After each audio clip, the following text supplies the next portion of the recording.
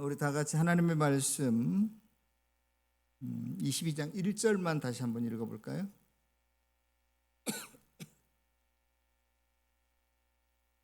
시작. 당신들은 길 잃은 이웃의 소나 양을 보거든 못 본 채 하지 말고 반드시 끌어다가 그 이웃에게 돌려줘야 합니다. 여러분들 그 지난 주일 설교 기억나십니까?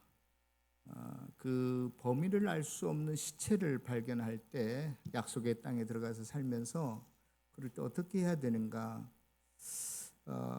이 세상에서 가장 소중한 것이 있다면 인간의 목숨이기 때문에 그 목숨을 중요하게 여기는 것도 분명한 사실이긴 하지만 그보다 더 근본적인 문제가 있다고 그랬어요. 하나님께서는 저와 여러분들의 육체, 몸을 통해서 하나님의 뜻을 펼치시고 일하시는데 하나님의 허락 없이 하나님의 뜻을 무시한 현장이었기 때문에 하나님께서 그것을 엄중하게 다스렸다라고 하는 것 잊지 말았으면 좋겠어요. 그래서 저와 여러분들은 삶의 현장이 어느 곳에 있든지 하나님의 뜻에 순종하는 것이 깨끗한 선민의 삶이요 우리가 사는 삶의 현장을 깨끗하게 보존하는 것 같다는 꼭 잊지 않았으면 좋겠습니다. 오늘은 지난 주일에 이어서 계속되는 하나님의 말씀입니다. 오늘 본문에 보면 너희들이 가나안 복지에 들어가서 살 때 얼마든지 시체에 관한 그 범인을 알 수 없는 시체 문제뿐만 아니라 여러 가지 많은 일들이 일어나게 될 터인데 그 어떠한 일이 일어나는지 오늘 본문에서는 형제의 소나 양을 잃어버린 것을 보고 헤매는 것을 보거든 꼭 그것을 찾아서 주인에게 돌려주라는 것입니다. 오늘 본문 뒤에 나오는 것은 남자는 여자의 의복을 입지 말고 여자는 남자의 옷을 입지 말라. 그 다음에 새끼와 어미새를 함께 보거든 어미새는 놓아주고 새끼새만 가져가라. 또 지붕에 난간을 만들어서 사람이 떨어지지 않게 하라. 포도원의 한 밭에 주 씨앗을 뿌려서 너희들이 그 일구지 말라. 소와 나귀를 함께 멍에를 지어서 밭갈게 하지 말라. 양털과 배실을 섞어 짠 것을 입지 말라. 그 다음에 옷수를 만들지니라. 이게 이제 22장 전체 전반부에 해당하는 말씀이고 그 후반부에는 인간의 순결에 대한 이야기를 하고 있습니다. 자, 제가 꽤 오래된 일입니다만은 우리나라 예전에 새마을 운동이라는 게 있었는데 그 새마을 운동을 입안한 유태영 박사님이 네덜란드에 그 유학을 갔는데 벌써부터 몇십 년 전 일이죠. 길거리에서 지갑을 주었어요. 그래서 이분이 그 지갑을 주워다가 경찰서에 갖다 주었더니 경찰한테 혼났다는 거예요. 왜냐? 빨리 그 주운 그 장소에다 그 지갑 갖다 놓으라는 겁니다. 그 당시 우리나라는 못 먹고 못 살아서 그랬는지 길거리 가다 뭘 주었다 그러면 누구 거요? 당연히 내 거가 되는 거지. 이제 그러한 상황이었는데 지금은 이제 인식이 많이 우리나라도 바뀌었습니다. 여러분들 가다가 습득했다고 내 호주머니에 넣었다가는 큰일 납니다.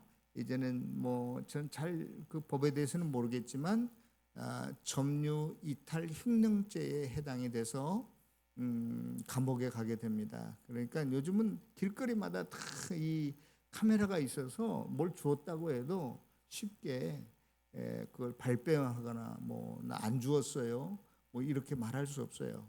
그러니까 의무적으로 여러분들이 유실물이든지 분실물이든지 또 포유물이든지 이런 것들은 꼭 신고하게 되어 있습니다. 그 다음에 신고했는데도 주인이 안 나타난다. 그럼 제가 알기로는 AI에 물어봤더니 주운 사람에게 돌려주는 것. 그때서는 이제 주운 사람이 자기 것으로 삼을 수 있다. 이제 이렇게 대답하는 것을 제가 들었습니다. 사랑하는 성도 여러분, 오늘 본문에 보면 이스라엘 백성들이 이제 약속의 땅에 들어가거든. 여러 가지 일상에서 많은 일들이 일어날 텐데 형제의 소나 양이 길을 잃고 헤매는 것을 보거든 너는 꼭 그것을 잘 집에 두었다가 그 주인에게 돌려주라는 겁니다. 이 부분을 보면서 저는 여러 많은 설교자들의 이야기를 들었는데 이 신명기 21장에서 26장까지는 10계명에 대한 시행세칙과 비슷한 거다, 그런 이야기를 하고 있어요. 저는 엉터리라고 생각합니다. 왜냐?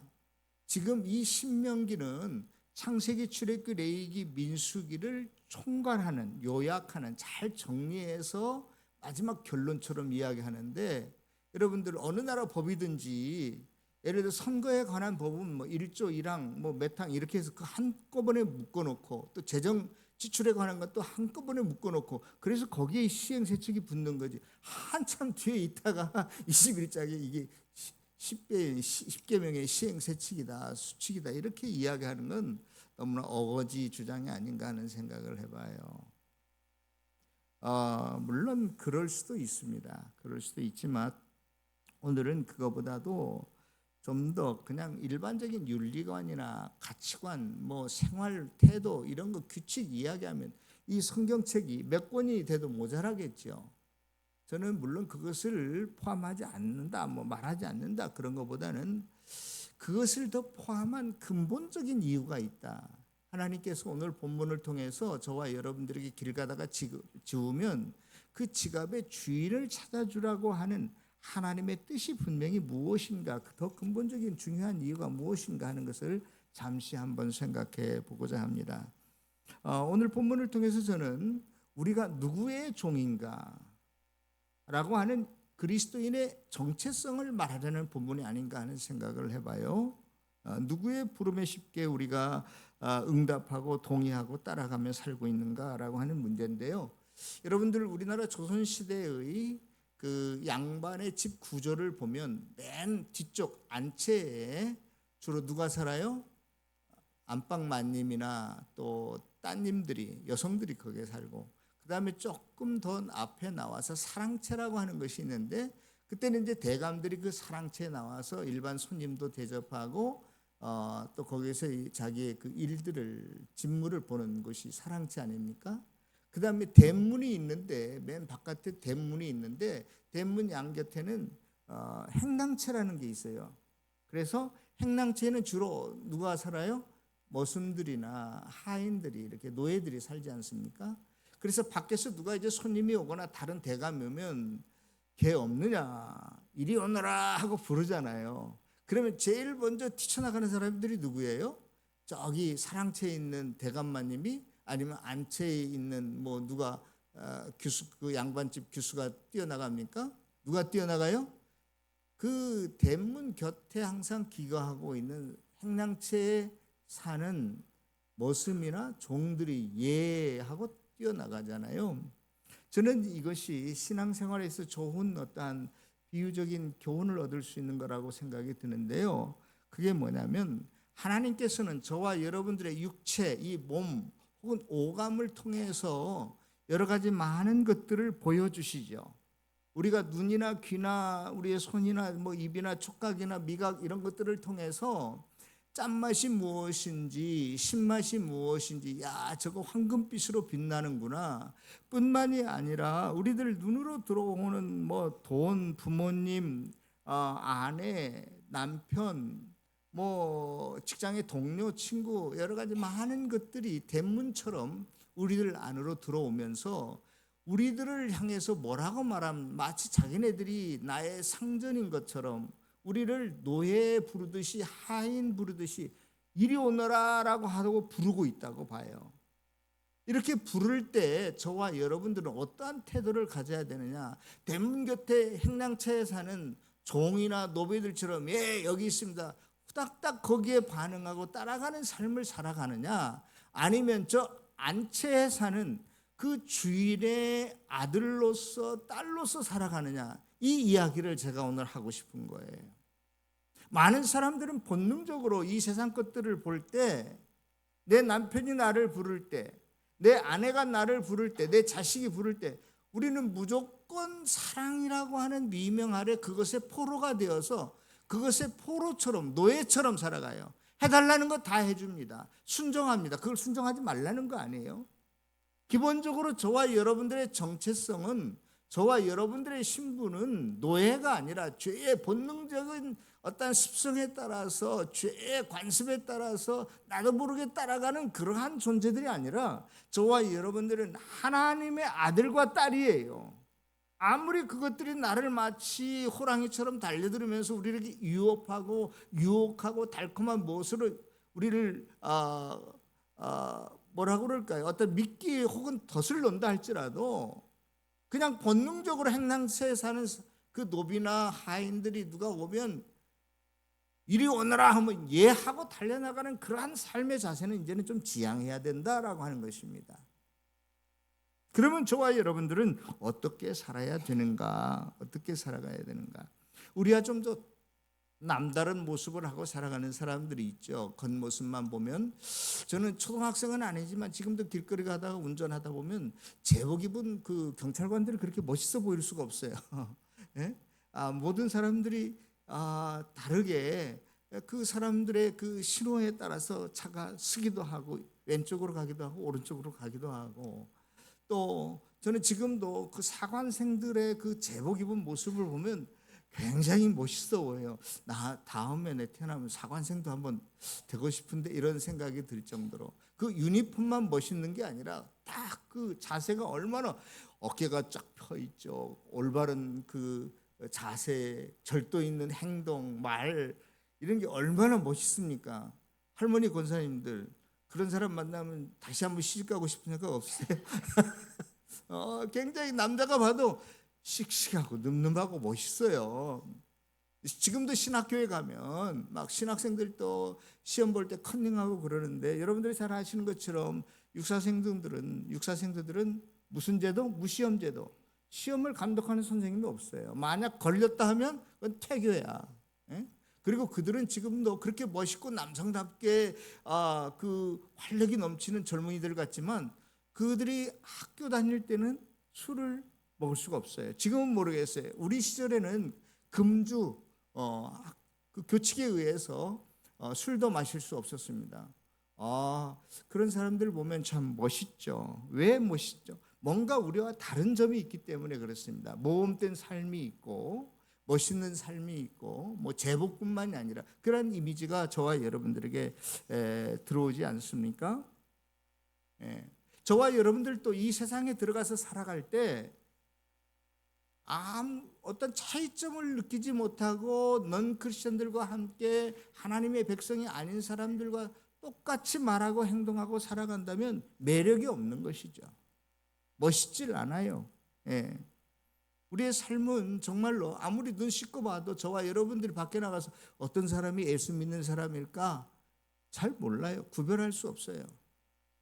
멋있는 사람이, 영적으로 신앙적인 멋있는 사람이 없어요. 저를 포함해서 모두 다. 왜 그럴까? 죄의 본능에 따라서 그냥 살아가고 버리고 말기 때문에 그래요. 꽤 오래된 일입니다. 우리나라에 5만 원권이 처음 나왔을 때라고 제가 생각이 들어요. 제가 일행과 함께 동인천역 지하도를 지나가는데 그때는 전철에 한번 서가지고 이렇게 내가 손님들이 막 물밀 듯 나가잖아요. 지금은 뭐 별로 사람들이 없지만 동인천 지하도를 지나가고 있는데 제 눈에 딱 보이는 게 5만 원짜리예요. 그 당시 5만 원이면 꽤 큰 돈이었어요. 가서 내가 본능적으로 먼저 주었어요. 그리고 내가 가지도 못하고 서 있으니까 앞에 가던 일행들이 뒤돌아보면서 내가 5만 원짜리 지폐를 쥐고 엉거주춤하고 서 있으니까 대뜸 하는 말이 그거 주운 거지? 그래 줬다. 금방 이 돈 주인이 뒤돌아서서 올 것 같아. 나타날 것 같아. 그래서 이제 겸사겸사 이렇게 있는데 아무리 기다려도 뭐 나 돈 잃어버렸는데 찾으러 오는 사람도 없고, 또 설령 누가 나타났다고 한들 이거 뭐 누구 돈인 줄 어떻게 알 수 있겠어요. 근데 그 조카가 앞에 가다가 작은 아빠 그거 놔주지 막 그러는 거예요. 조카들이 서로. 그래서 애따 먹어라, 임자도 아닌데 내가 선심 쓰고 말았어요. 여러분, 내가 그 돈을 주었다라고 하면 경찰서에 갖다 주든지 아니면 그대로 놓고 왔든지 그랬어야 되잖아요. 내가 이 시간에 그거를 제가 여러분들에게 말씀드리려고 하는 게 아니라 그 당시 제가 그 돈 잃어버린 길거리에 떨어진 5만 원권을 보고 반응을 내가 어떻게 보였느냐 곰곰이 생각해 봤어요. 저거 임자 없는 돈이니까 누구 차지다? 내가 먼저 발견한 내 차지다. 남의 것을 내 것으로 삼으려고 하는 본능이 굉장히 강했던 것 같아요. 그렇잖아요? 그러니까 남이 발견하기 전에, 남이 죽기 전에 내가 가서 먼저 죽은 거 아니겠어요? 이게 뭐냐? 죄의 포로된 습성, 습관, 죄의 본능대로 살아가는 사람들의 모습이라는 거예요. 길거리 가다가 잃어버린 소나 양이 있어요. 그 당시 고대 근동의 법에 의하면 잃어버린 것을 주운 사람은 주운 사람의 몫이야. 법으로 되어 있어요. 그런데 너희들은 그런 이방인들과 같지 말고 어떻게 하라는 거예요? 그것을 집에 잘 두었다가 주인에게 돌려주라는 겁니다. 이 쉬운 거 아니에요. 예? 원문에 보면 in the house, 그 집 안으로 데리고, 너희 집 안으로 데리고 들어가서, 이 말은 이거 주었으니까 대문 밖에다 대충 말뚝에다가 잼매놓고 말이야, 누가 잃어버리든 말든 뭐 누가 찾아가든 말든 그렇게 하면 안 된다는 거예요. 집 안으로 들여다가 때가 되면 풀도 줘야 되고 먹이도 줘야 되고 물도 줘야 되고 내 거기에 시간과 노력이 투자돼야 돼요. 그냥 가만히 뭐 지갑 같은 거야 가만히 놔뒀다가 돌려주면 되지만 소나 양은 다르잖아요. 그 귀찮은 짓을 누가 해요? 나한테 아무런 이익도 안 되는 일을 누가 하겠어요? 그러니까 그런 걸 보더라도 못 본 척하거나 인마에 포켓하지 말고 너희들은 세상 사람과 다르기 때문에 남의 것을 보거든 어떻게 하라는 거? 꼭 그것을 잘 관리했다가 원주인에게 돌려주라는 겁니다. 이게 하나님의 백성의 선민의 삶의 생활의 규칙이다 그런 거예요. 사랑하는 성도 여러분, 여기서 우리가 저와 여러분들이 뭘 한 가지를 알아야 될까요? 예? 뭘 한 가지를 알았으면 좋겠습니까? 선민들의 정체성이에요. 선민들의 정체성. 저와 여러분들은 이 세상을 살아갈 때 절대로 내 마음의 욕심에 따라서 에베소서 2장에 보면 과거에 너희들의 삶은 본질상 진노의 자녀들이었고 세상 풍속을 쫓아 살아가는 사람들이에요. 그러나 이제는 다르다는 이야기를 합니다. 그거와 비슷하게 너희들이 이제 새로운 땅 가나안 복지에 들어가서 살거든 이방인들과 섞여 살 텐데 그들과 함께 따라가지 말고 너희들은 분명히 다른 삶을 살아야 된다. 단순히 술 먹고 담배 안 피우는 그게 중요하지 않다니까요. 술 먹지 않고 담배 먹지 않는 게 중요한 게 아니라 너희들이 근본적인 누구에 소속된 사람이냐, 누구의 종이고 누구의 자녀냐 그런 이야기예요. 여러분, 하나님의 말씀이 주인에게 돌려준다고 그게 거룩하다 그런 거 아니에요. 더 근본적인 뜻이 있는데 그것을 누가 말씀하셨느냐? 하나님이 말씀하셨으니까 하나님의 말씀대로 사는 것이 거룩한 삶이라 이 말이에요. 다른 규칙이 얼마든지 있을 수 있어요. 그것이 거룩한 게 아니라 그것을 하신 그 말씀을 하신 분이 하나님이신데 그 말씀에 순종하기 때문에 저와 여러분들을 거룩한 백성이라고 하는 거예요. 그러므로 저와 여러분들은 하나님의 말씀에 부르심에 응답하고 순종하는 사람들 되시기를 축원합니다. 그래서 이러한 수행세칙이 쭉 있은 다음에 우리 12절 한 절만 더 읽어보겠습니다. 22장 12절 신명기 22장 12절 다 같이 읽겠습니다. 시작.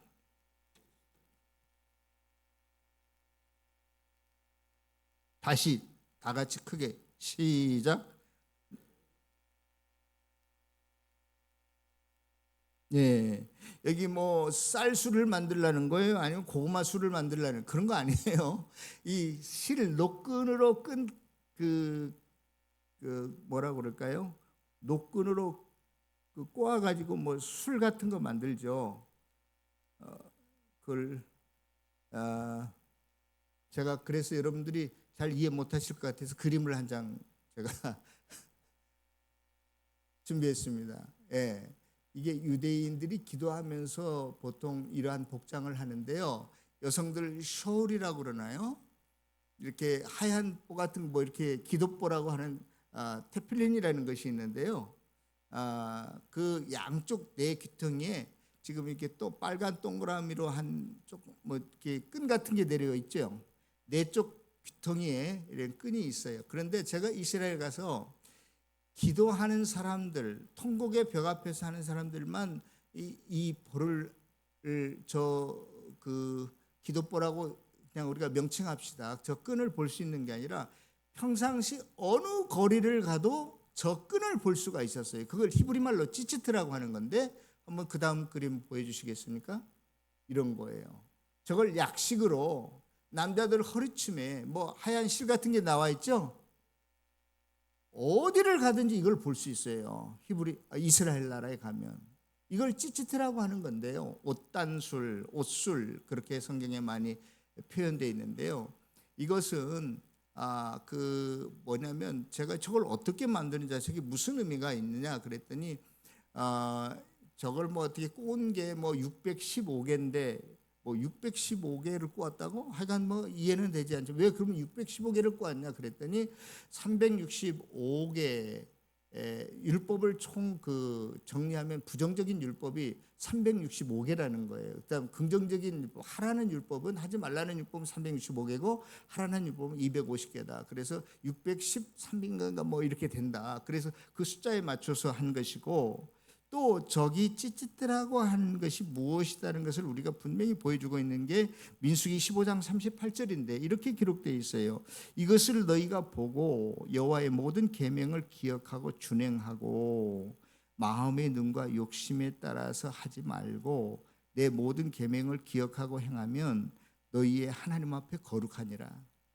이스라엘 백성들은 기도할 때만 이 찌찌뜨를 보고 착용하고 하는 게 아니라 지금도 어느 사회 구석 시장을 가든 관공서를 가든 학교를 가든 모든 남자아이들은 이거를 길게 늘어뜨리고 갑니다. 자기에게만 달려있는 게 아니라 다른 사람 몸에도 달려있음을 보고 너희들이 하나님의 말씀을 어떻게 기억하고 잊지 말고 순종하면서 살아라는 것이에요.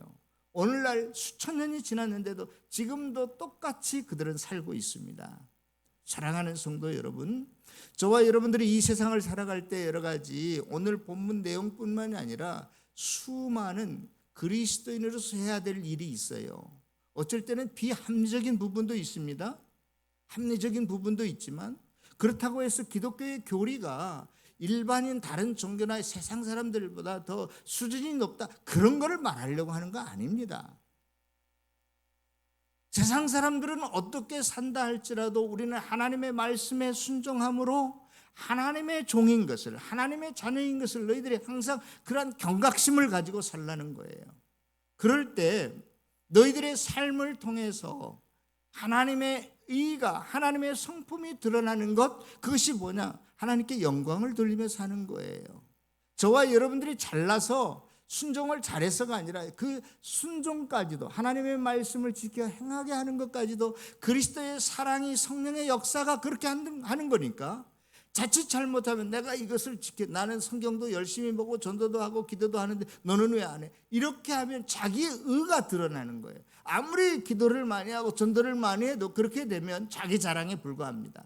그러나 우리가 아무리 많이 하고 실적이 좋아도 내가 한 게 아니라 내 안에 역사하시는 성령님과 그리스도의 사랑이 강권적으로 나를 역사하고 이끌어가기 때문에 그 일을 했다라고 한다면 거기에 뭐가 나타나는 거예요? 내 의나 내 자랑이 나타나는 게 아니라 나를 통한 하나님이 어떠한 분이다라고 하는 하나님의 성품이 나타나는 거기 때문에 저와 여러분들의 삶을 통해서 그것이 하나님께 영광을 돌리는 거기 때문에 저와 여러분들은 항상 하나님 앞에 영광을 돌리며 살아가는 귀하고 복된 성도들이 다 되시기를 주님의 이름으로 축원합니다.